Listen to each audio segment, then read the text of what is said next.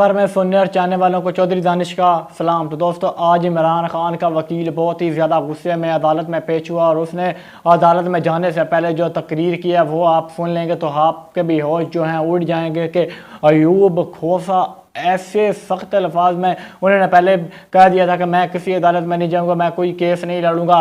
वो सिर्फ इमरान खान की खातर जो थे वो केस लड़ने आए हैं अदालत में, और उन्होंने कहा मैं इमरान खान को अकेला नहीं छोड़ सकता। दोस्तों, उसने जो स्पीच किया वो मैं आपके सामने रखता हूं और स्क्रीन पर चलाता हूं, आप भी सुन लें। और मैंने सुना है और मुझे तो बहुत अच्छी लगी है। मैं भले मर भी जाता तो भी ये काला कोट जो है जिंदा रहता। 25 करोड़ अवाम 16 महीने से ये सफोकेशन देख रहे हैं। हम रुकरा तहरीक चलाने जा रहे हैं। एक काला कोट रह गया था, इसकी आवाज को बंद नहीं कर सकते थे, आज वो भी कोशिश कर रही। मैं जा रहा हूँ 1 घंटे से ज्यादा लिफ्ट में है।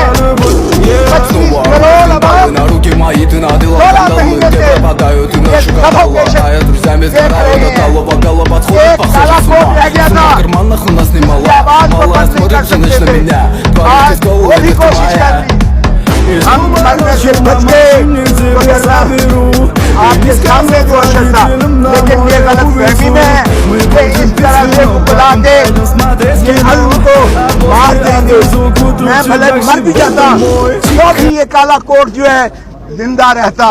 और ये आईन की बालादस्ती, ये कानून की हुक्मरानी।